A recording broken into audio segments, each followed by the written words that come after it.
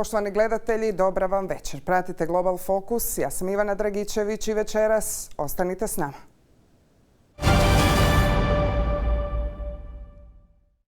The people of this nation have spoken. They've delivered us a clear victory, a convincing victory, a victory for we the people. And I'm humbled by the trust and confidence you placed in me. I pledge to be a president who seeks not to divide, but unify, who doesn't see red states and blue states, only sees the United States. And work with all my heart, with the confidence of the whole people, to win the confidence of all of you. And for that is what America, I believe, is about. It's about people. And that's what our administration will be all about. I'm a proud Democrat. But I will govern as an American president. I'll work as hard for those who didn't vote for me as those who did.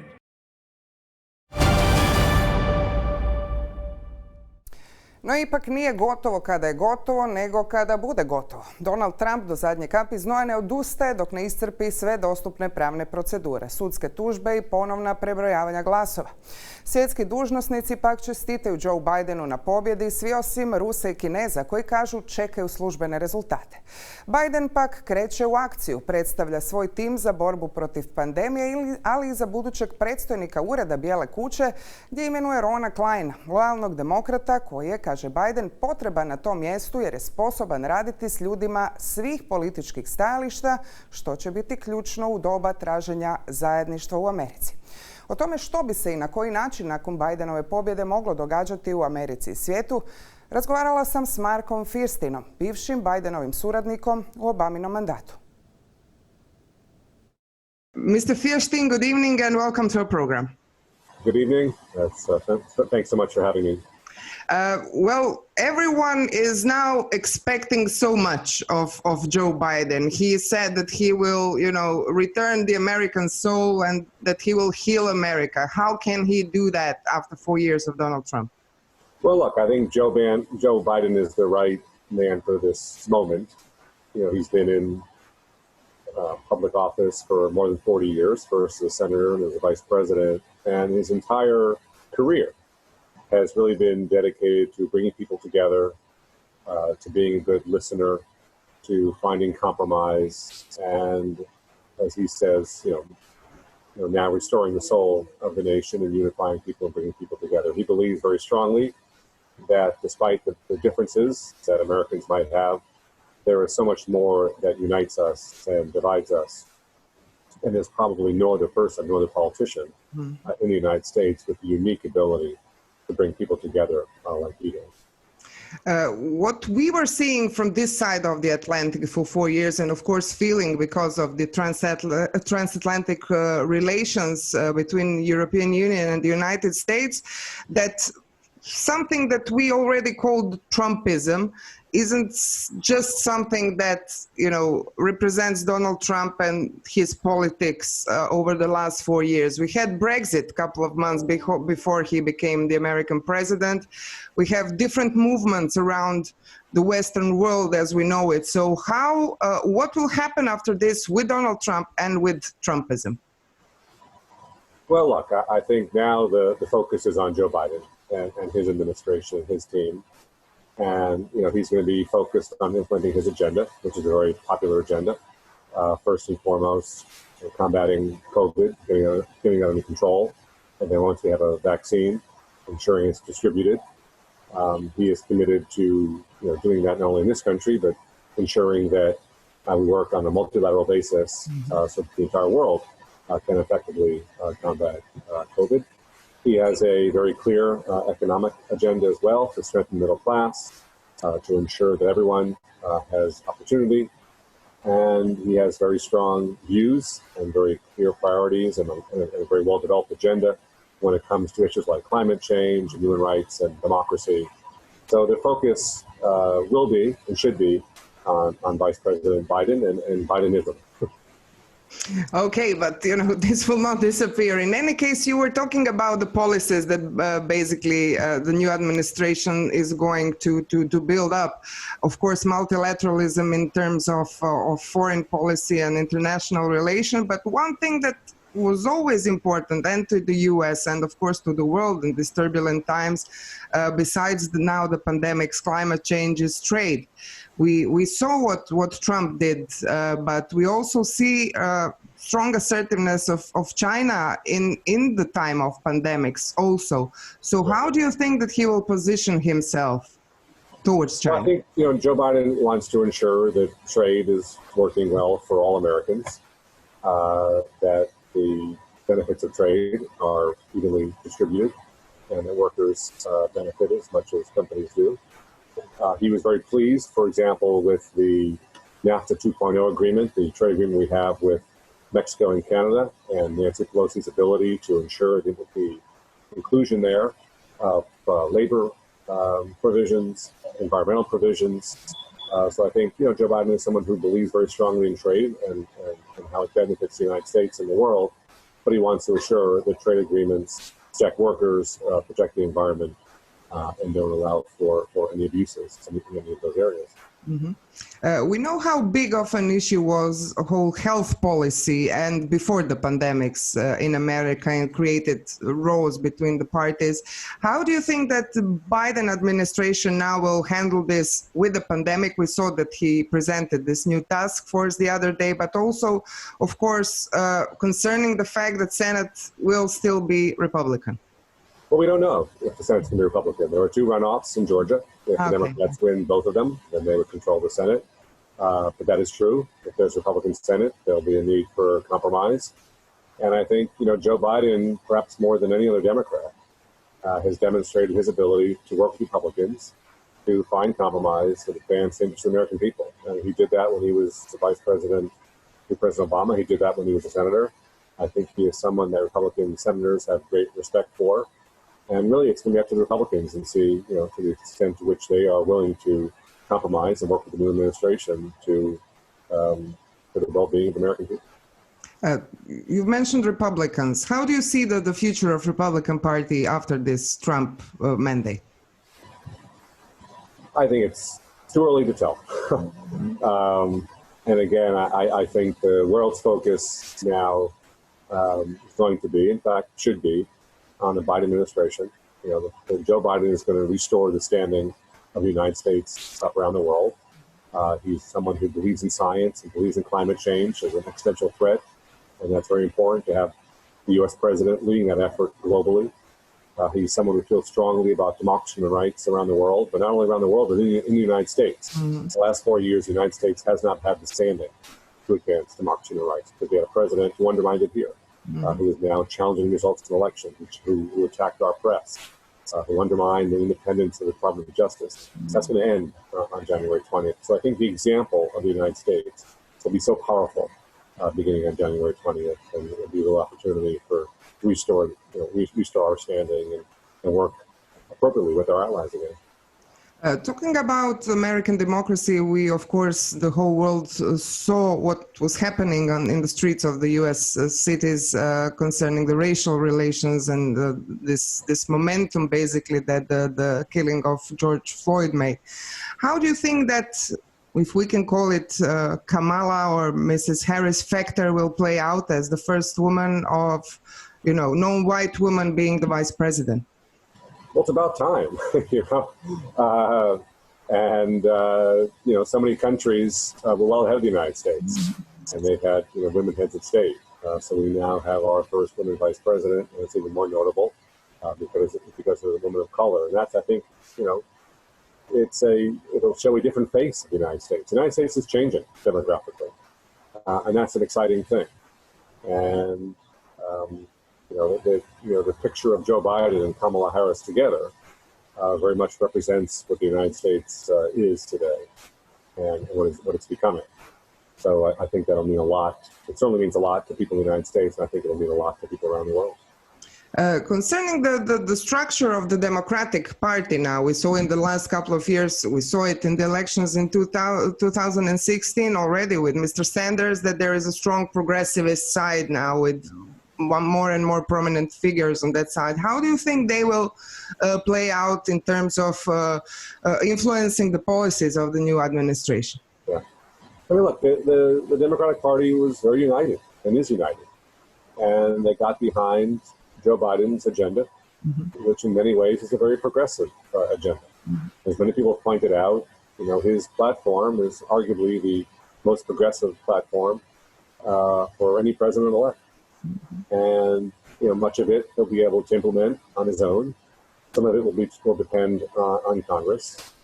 So I began by saying there's so much more that unites Americans and divides us. I think it's the same is true in the Democratic Party.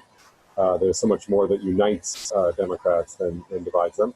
That said, there'll be healthy debates, and that's good. You want that. And the Democratic Party is a broad party. We have folks who are more liberal. We have moderates. We have folks who are more conservative, and that just, I think, strengthens the party and improves our ideas. I think that's a good thing.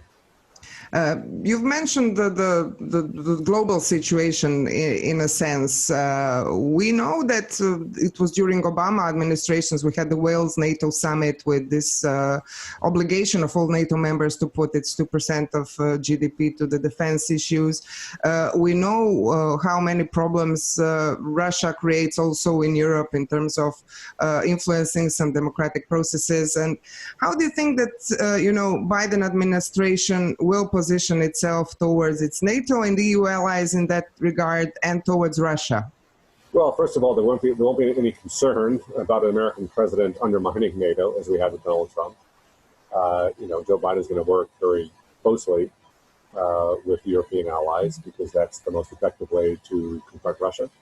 It's the most effective way to confront China. It's the most effective way to operate in our hemisphere, for example, to solve problems like Venezuela. So I think Europeans will breathe a sigh of relief that they'll have someone who's very supportive of the values that unite the United States and European democracies. Joe Biden will no longer be deferring to Putin in the same way that Donald Trump did, needless to say. So I think it'll be really in some ways a restoration of a bipartisan approach that we've had, for decades, for Democratic administrations and Republican administrations. And for the end, you've mentioned this restoration, and there's been talk in the global community, if Biden comes into White House, to create some kind of coalition of democracies, considering, the values that are on threat in today's world. How do you think that this can play out today, especially with a very, very strong influence that China has in today's world? Yeah, I mean, look, there is a plan to hold a summit of democracies, and I think we do need to reassess the most effective ways to strengthen democracy, to support civil society, to support those who are fighting for democracy all over the world. I began my career in Washington 33 years ago, working for the National Democratic Institute. I've dedicated a good part of my life to supporting the efforts of small d Democrats around the world. But the challenges today are very different than they were 30 years ago. They're different than they were 5 or 10 years ago. The technologies that are available are different. The kind of ideological appeals that are threatening democracy are different today. So I think it will be healthy for all small d Democrats to get together and think that through, because we do all need to work together to preserve democracy. And I think in many ways we took it for granted, and we can't because the threat is constant.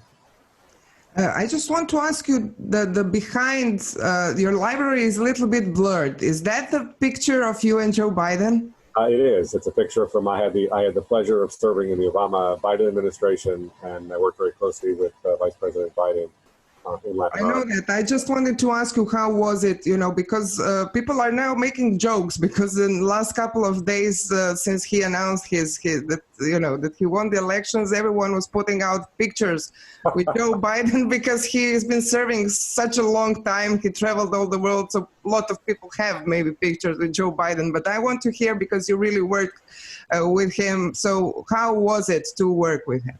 Look, he's a very special person, and what you see in public is the way he is in private. He is someone who connects very well with individuals, whether you're the President of the United States or whether you're just an average citizen like myself. He is someone who works very, very hard. He is very loyal to his staff, and his staff is loyal to him. He always insisted that his staff ensure that they take the appropriate family time. He would say to his staff, if you've got a family birthday coming up, or an anniversary, or a soccer game, if you miss it, you're fired.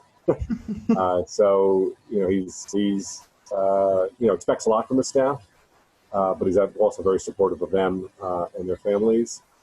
And he's someone who brings a different perspective that many people do to public policy problems. He's underscored, for example, he's very proud. He didn't go to an Ivy League college. He had a very different upbringing than other presidents have had, and I think that really, that has influenced the kind of perspective that he brings to problems in the United States and his approach to really the entire world.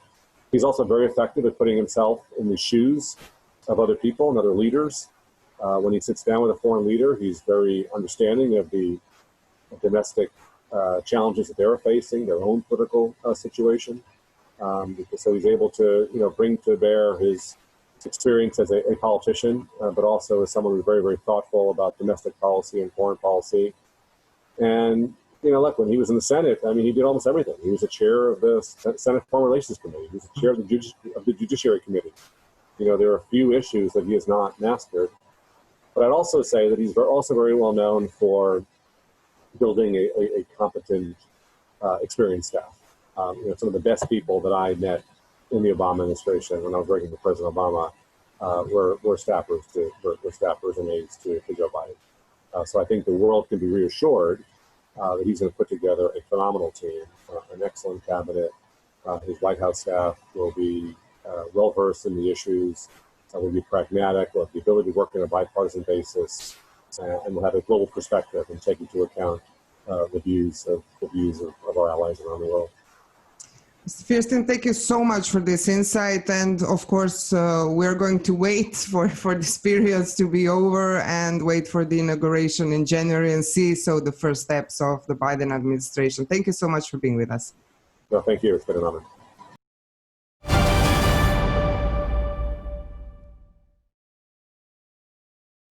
A kao što smo čuli, odnos Amerike i Kine naravno bit će ono u što će gledati cijeli svijet. Dvije najjače ekonomske sile svijeta, promijenjeni odnosi u pandemiji. Kakvu politiku će prema Pekingu imati Joe Biden, analizira CNN-ov Ivan Watson. Throughout the Trump administration, U.S.-China relations have been on a roller coaster. President Trump was elected in 2016 after campaigning against China, accusing it of manipulating its currency on the world market. We can't continue to allow China to rape our country, and that's what they're doing. During his first years in office, Trump also celebrated his close personal ties to Chinese leader Xi Jinping. We had the most beautiful piece of chocolate cake that you've ever seen, and President Xi was enjoying it. But by the last months of his presidency, Trump has been openly blaming China for the deadly pandemic raging across the U.S. and the world. It was China's fault, and China's going to pay a big price, what they've done to this country. China's going to pay a big price, what they've done to the world. The past tumultuous 4 years have seen trade wars, military muscle flexing, the tit-for-tat shuttering of consulates, and an attempted U.S. ban of the Chinese social media app TikTok, leading some Chinese officials to talk of a new Cold War. In the last several months, relationship between the world's two biggest economies has been toxic. Days after Joe Biden declared victory in the presidential election, Beijing is reacting to the news with caution. We have noticed that Mr. Biden has announced his successful election. We understand that the outcome of the general election will be determined in accordance with the laws and procedures of the United States. Biden is no stranger to China. As a senator and vice president, he traveled repeatedly there, negotiating face-to-face with Xi. But as a presidential candidate, Biden adopted a hard line. What I'd make China do is play by the international rules. We need to be having the rest of our friends with us saying to China, these are the rules. You play by them or you're going to pay the price for not paying by them economically.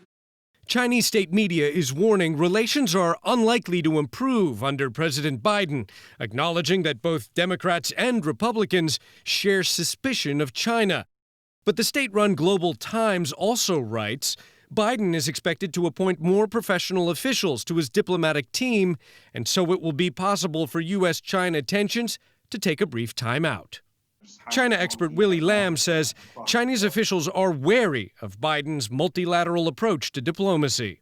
They are also very nervous about the fact that Biden will be much more efficient and successful in putting up a united front against China by working together with America's traditional allies in Europe and Asia.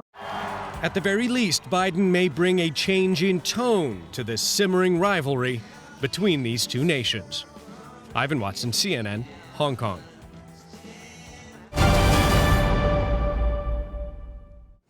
Europa čini se kao da je odahnula s vijestima iz Vašingtona. Ruku pruža Angela Merkel, koja u čestici Bidenu priznaje da Europa treba učiniti više za transatlantsko partnerstvo. Die Vereinigten Staaten von Amerika und Deutschland als Teil der Europäischen Union müssen zusammenstehen, um die großen Herausforderungen unserer Zeit zu bewältigen. Seite an Seite in der schweren Prüfung der Corona-Pandemie, Seite an Seite im Kampf gegen die Erderwärmung und ihre globalen Folgen, im Kampf gegen den Terrorismus, Seite an Seite für eine offene Weltwirtschaft und freien Handel. Denn das sind die Grundlagen unseres Wohlstands beiderseits des Atlantiks. Wir Deutschen und wir Europäer wissen, dass wir in dieser Partnerschaft im 21. Jahrhundert mehr eigene Verantwortung übernehmen müssen. Amerika ist und bleibt unser wichtigster Verbündeter. Aber es erwartet von uns, und zu Recht, stärkere eigene Anstrengungen, um für unsere Sicherheit zu sorgen und für unsere Überzeugungen in der Welt einzutreten.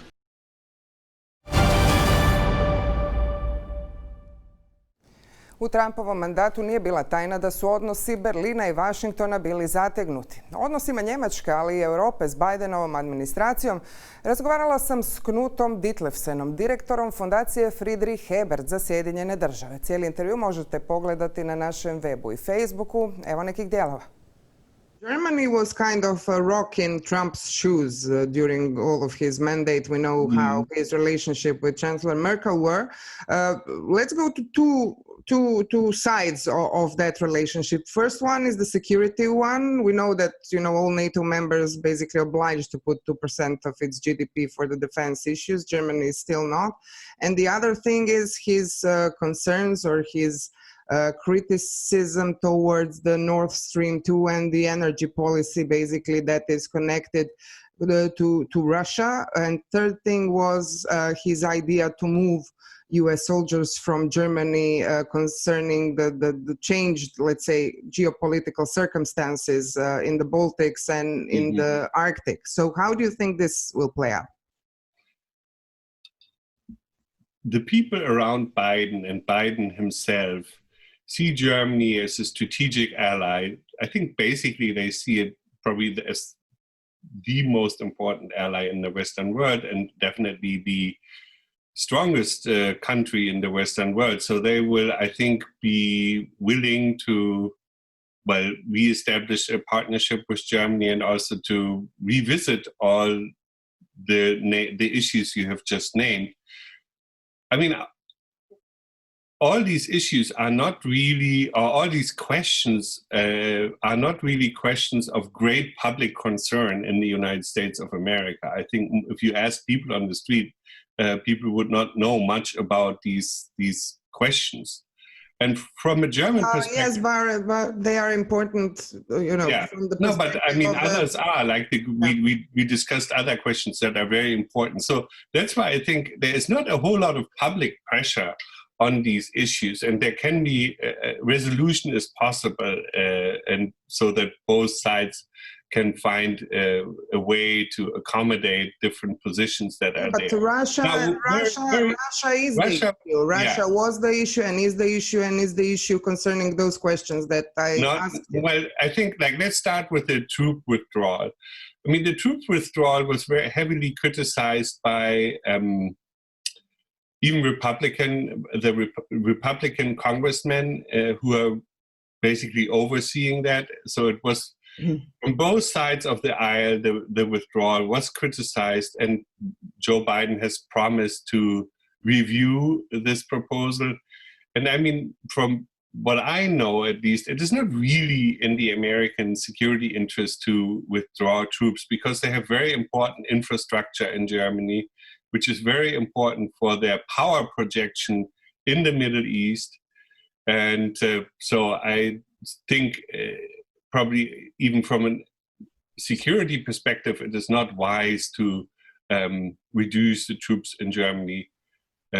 So we will see how that goes, but it was anyway not a decision that was had a lot of backing in Washington, D.C. by those that were responsible for what is going on security-wise in Europe. And how do you see the stance toward Russia in terms of energy security and overall security of EU and the US as a transatlantic ally? Because we saw, cyber influence that Russia had also on the democratic process. Yeah, in the EU I mean, Russia will be, I think, a point of disagreement probably to some extent.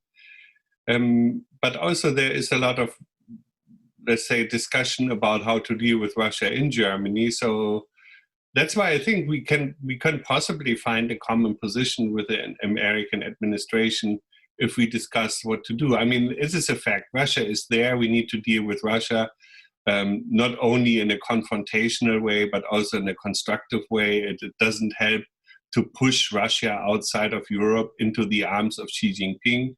So we would need to find a way to accommodate Putin at the same time to also be very firm when it comes to security in Ukraine. I mean, we have the sanctions in place, which are strong, and we are still hoping that we will find resolution with the conflict in the Donbas region.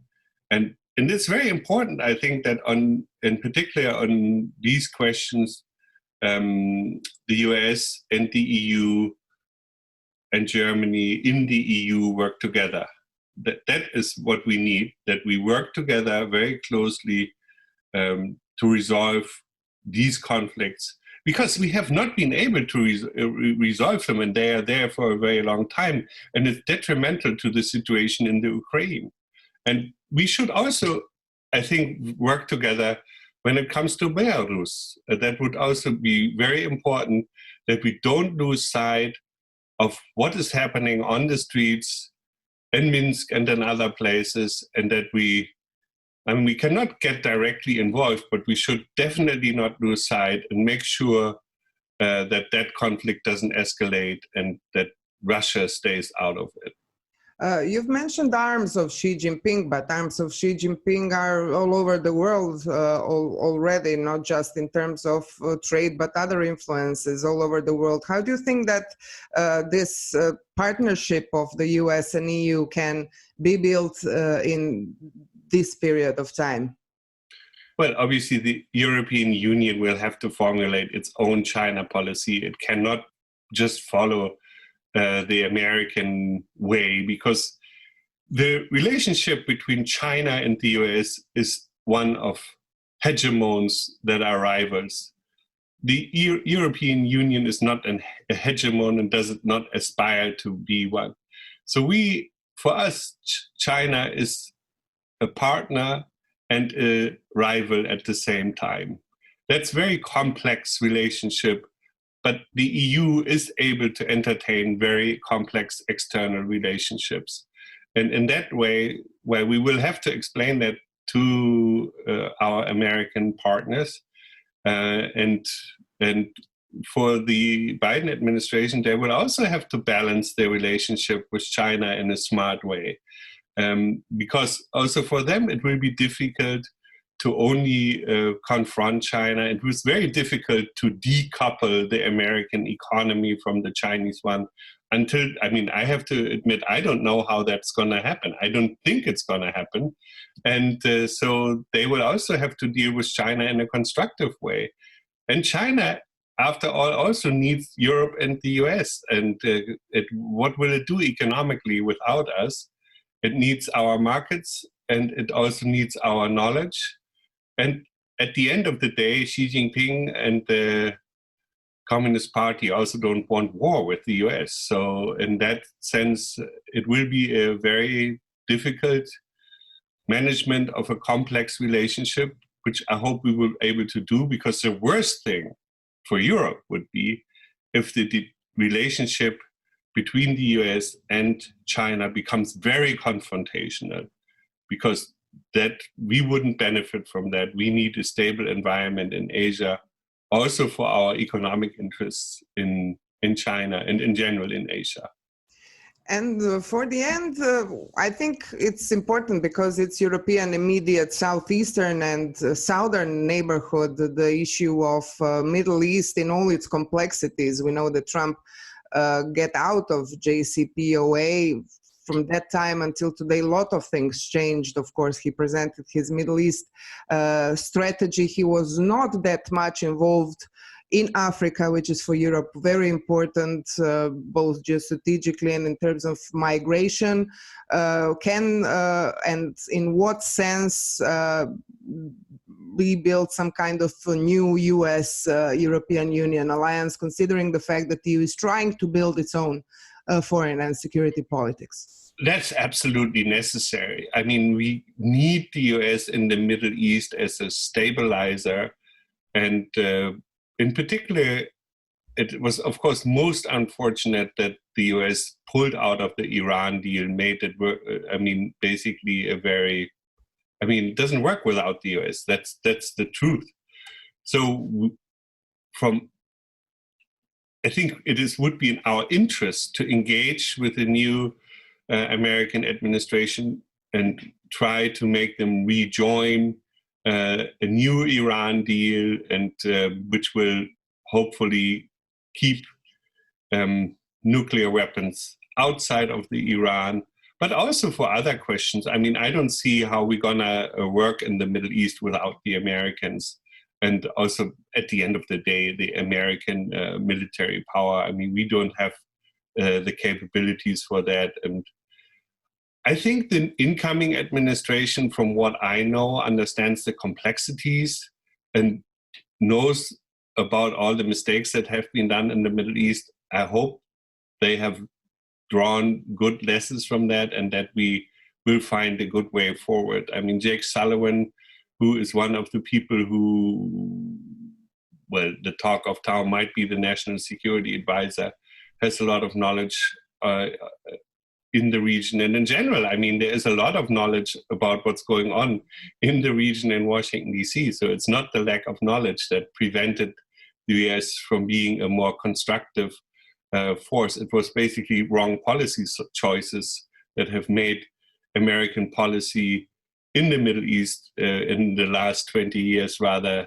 negative and not a positive force. And Trump is saying that he made things positive. And for the end, you've mentioned Mr. Sullivan. Is there any talk of the town who is going to be the next Secretary of State? Yeah, well, there are a few names that people speculate about. One would be the former national security advisor, now Harvard professor Susan Rice.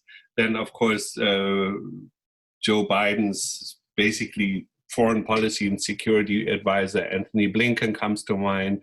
Or Ambassador Burns, who's right now at Carnegie, would also be someone mentioned. So I don't know. I think Joe Biden will choose carefully, because he has, even though foreign policy did not play a very important role in the election, Biden himself has mentioned that it is very important to him and for the US to, well, re-establish the relationship with friends and partners, and so that America can play a positive role in the world.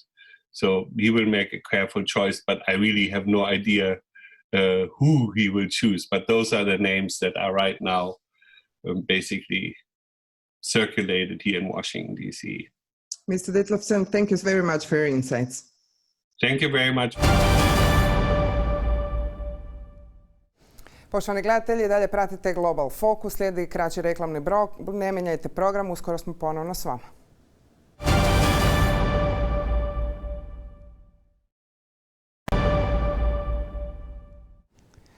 Poštovani gledatelji, dobrodošli nazad u Global Fokus. Koronavirus i dalje hara svijetom, a ovo tjedna objava nekoliko farmaceutskih kompanija kako je odobrenje cjepiva na dohvat ruke probudilo je nade kako bi relaksacija situacije mogla stići dogodine. No i dalje je dosta otvorenih pitanja, od učinkovitosti cjepiva unutar određenih demografskih skupina, preko dostupnosti cjepiva, distribucije, skladištenja i trajanja imuniteta.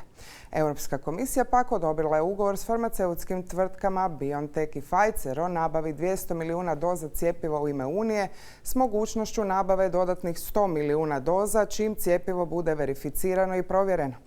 Taj ugovor je 4. ugovor o nabavi cjepiva protiv koronavirusa koji komisija potpisuje s farmaceutskim tvrtkama u ime država članica.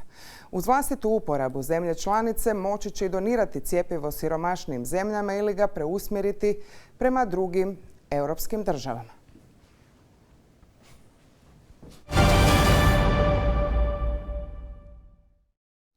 A broj umrlih od koronavirusa u svijetu i dalje raste. Smrt postaje statistikom, a onima koji su otišli ne znamo ni ime ni prezime. Osim ako nije netko koga poznaje cijeli svijet. Jedan od njih koji je prošloga tjedna izgubio bitku s koronom jest i glavni palestinski pregovarač Saeb Erekat. CNN-ov dopisnik u Jeruzalemu Oren Lieberman osvrnuo se na Erekatov život i nasljeđe. Saeb Erekat was a man with an increasingly impossible mission, but one from which he never shied away.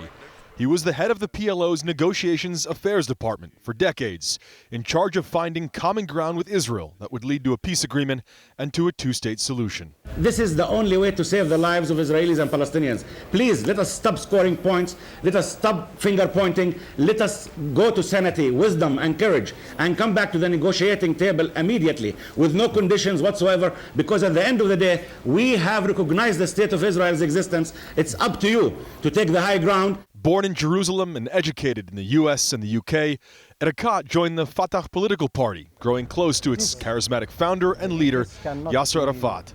Considered a hardliner at first, Erekat gained the respect of those who sat across from him. Saeb Erekat is a man of peace, always has been a man of peace, a man that I trust, a man that I respect.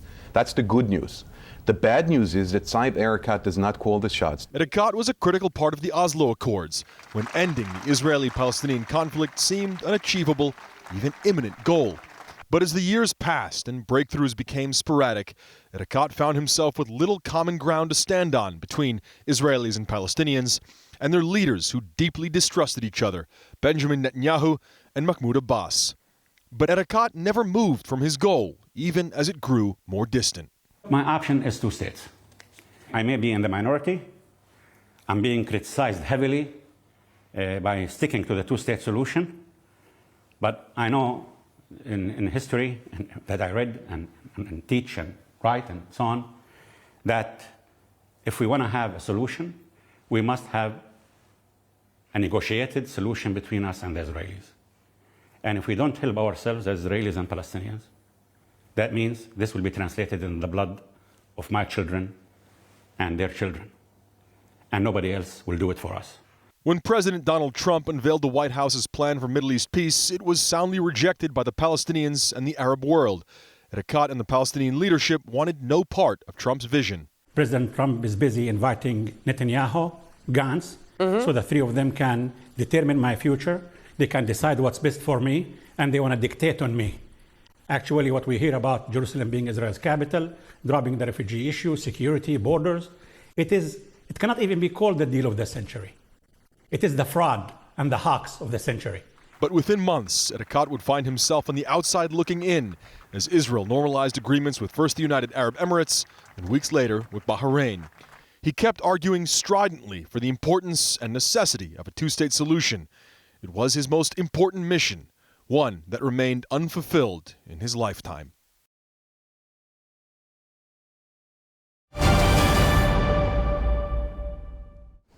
A prošloga tjedna jedan tektonski događaj u istočnom susjedstvu Europske unije, a Brisel i glavni gradovi europskih država tom se temom čini se malo ili nimalo ne bave. Armenija, Azerbajdžan i Rusija potpisali su sporazum o prekidu vatre u Gorskom Karabahu nakon 6 tjedana opasnih borbi u kojima se strateški promijenio odnos snaga na terenu. Karabah je međunarodno priznat dio Azerbajdžana, no s većinski armenskim stanovništvom. Do proboja azerbajdžanskih snaga u proteklim tjednima u potpunosti je bio pod kontrolom etničkih Armenaca. Ruska vojska stiže u Gorski Karabah kao jamac prekida vatre. Azerbajdžan dogovorom zadržava teritorije koje je osvojio u borbama, uključujući Šušu, drugi najveći grad enklave. Baku tvrdi, vratili smo većinu teritorija koje smo izgubili u ratu 90-ih. Etnički Armenci moraju predati kontrolu nad njima do 1. prosinca. Исходим из того, что достигнутые договоренности создадут необходимые условия для долгосрочного и полноформатного урегулирования кризиса вокруг Нагорного Карабаха на справедливой основе i u interesах armjanskog i azerbajdžanskog narodov. Ruske mirovne snage ostaće u Gorskom Karabahu najmanje 5 godina. Azerbajdžan ovim dogovorom dobiva cestu koja ga povezuje s azerskom enklavom na iransko-turskoj granici, što će i Turskoj pružiti kopneni put do azerbajdžanskog teritorija. Turska vojska formirat će zajednički promatrački centar s Rusima. Izbjeglice će se moći vratiti u Karabah, odradit će se zamjena vojnih zarobljenika, sva gospodarska i prometna aktivnost vratit će se uz pomoć ruskih graničnih postrojbi. Хотел бы также выразить благодарность сегодня президенту Турецкой Республики господину Раджеп Тайипу Эрдогану за его активное участие в деле политического урегулирования конфликта. И одним из пунктов сегодняшнего заявления является совместная миротворческая миссия России и Турции. Тем самым мы создаем новый совершенно формат взаимодействия в регионе не только в рамках урегулирования конфликта, но и будущего развития. U Baku ovo se slavi kao pobjeda.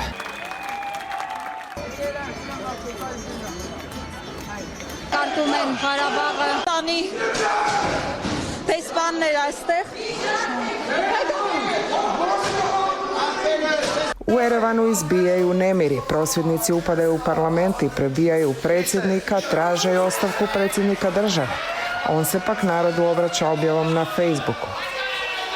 Donio sam odluku koja je teška i za mene i za sve nas. Tekst deklaracije koju sam potpisao s predsjednicima Rusije i Azerbajdžana bolna je za mene i naš narod. No odluka je donesena temeljem duboke analize situacije na terenu i razgovora s najboljim stručnjacima.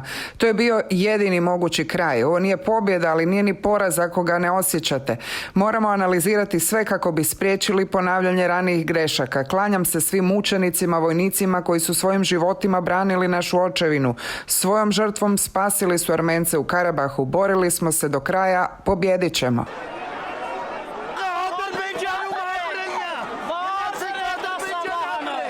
Analitičari kažu kako je status quo u regiji završio. Rusija vodi glavnu riječ, no i Turskoj su namireni apetiti. Eskalacija u Erevanu pokazuje da Armenci i dalje strahuju od Azerbajdžana, ali i turskog utjecaja, a strah je ukorijenjen i u dubokom povijesnom nasljeđu i u recentnoj politici. Je li nemiješanje Europe u sukob u Gorskom Karabahu pokazatelj da uopće nema ambiciju biti akterom u svom neposrednom susjedstvu ili se još bori sa strateškim dilemama? Karte se u svakom slučaju preslaguju na njezinu pragu.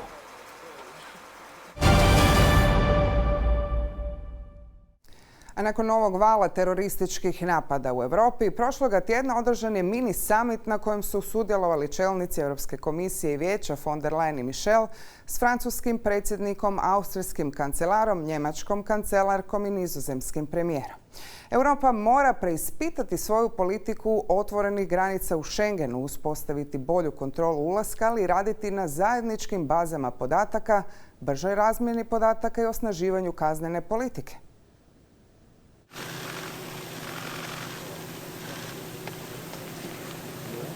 Le terrorisme de Paris à Bruxelles en passant par Berlin, Vienne, Utrecht, Londres, Madrid, Barcelone, Copenhague, Stockholm, Nice, Vienne maintenant et tant d'autres est une réalité européenne à laquelle nous devons apporter une réponse. C'est pourquoi nous avons besoin d'une réponse commune, coordonnée et rapide. L'espace de libre circulation qu'est Schengen est un des principaux acquis de la construction européenne. Mais il reposait, en contrepartie de la promesse de libre circulation sans frontières intérieures, sur une promesse de protection et de sécurisation de nos frontières extérieures. Cette seconde promesse n'a pas été suffisamment tenue. Et les opinions publiques des États confrontés à la menace terroriste ne pourront longtemps accepter le maintien de nos frontières ouvertes si nous ne réformons pas en profondeur l'espace Schengen. Es geht hier nicht, darüber waren wir uns auch einig, um eine Auseinandersetzung zwischen dem Islam und dem Christentum zum Beispiel, sondern es geht darum, dass das demokratische Gesellschaftsmodell sich mit terroristischen und antidemokratischen Verhalten auseinandersetzen muss und dies mit großer Aufrichtigkeit und entschiedener Stärke. Wir verurteilen jede Art von religiösem Hass, von Terrorismus. Wir haben Tausende Foreign Terrorist Fighters in der Europäischen Union, die teilweise noch im Gefängnis sind, aber viele mittlerweile schon auf freiem Fuß. Viele werden irgendwann aus der Haft entlassen und wir müssen einfach bewusst sein, dass nicht alle von denen von heute auf morgen geheilt sind. Es haben auch nicht alle von denen ihre Taten wirklich bereut und umgedacht, sondern viele behaupten das nur. Die sind tickende Zeitbomben und wenn wir die nicht in einer robusten Art und Weise ständig überwachen können, dann sind sie eine massive Bedrohung für unsere Gesellschaft. Wir möchten die großen Internetplattformen stärker in die Verantwortung nehmen, wenn es um die Bekämpfung illegaler und schädlicher Online-Inhalte geht. Und dafür werden wir in wenigen Wochen den sogenannten Digital Services Act vorlegen. Das Prinzip ist sehr einfach. Es ist klar, dass große Plattformen nicht ihren gesamten Inhalt überblicken können, aber in dem Moment, wo sie den Hinweis kriegen, dass dort etwas ist, was illegal oder schädlich ist, müssen sie handeln, und zwar sofort und schnell. Das ist der Sinn dieses Gesetzesvorschlages. Und es gilt, je größer die Plattform, desto größer die Verantwortung.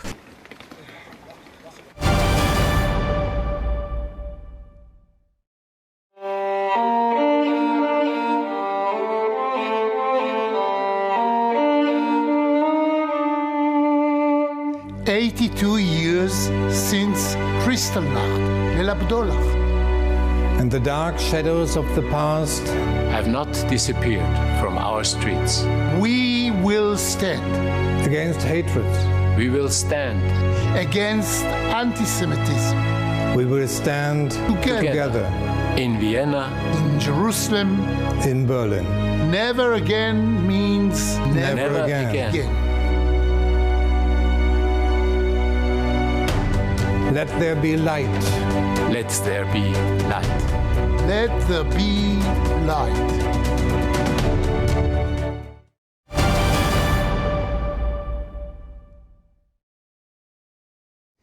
Iz sadašnjosti uvijek gledamo u povijest, a iz povijesti u budućnost. Prošloga tjedna svijet se sjetio zloglasne kristalne noći, a obilježio je i godišnjicu pada Berlinskog zida. U doba pandemije, kada promišljamo o starom i gledamo u novo, između velikih svjetskih vijesti, tako je ovoga tjedna negdje između redova ostala i ona o konačnom zatvaranju berlinskog aerodroma Tegel s godinu dana zakašnjenja. Izgrađen je novi.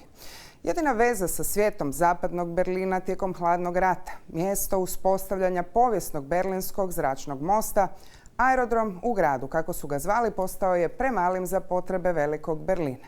Tako su se njegovi susjedi i mediji prošloga tjedna pozdravili s tegelom. Prvi avion koji je ikada ondje slijetio bio je onaj Air France, kao i posljednji koji je s tegela poletio. Poštovani gledatelji, pratili ste Global Fokus. Sve naše sadržaje možete naći na webu i društvenim mrežama. Do sljedećeg četvrtka. Srdačan pozdrav. Ich vermisse, wenn ich abends schlafen gehe, das Geräusch vom Flugzeug. Weiß ich, wie spät es ist, wenn die kommen. Ja.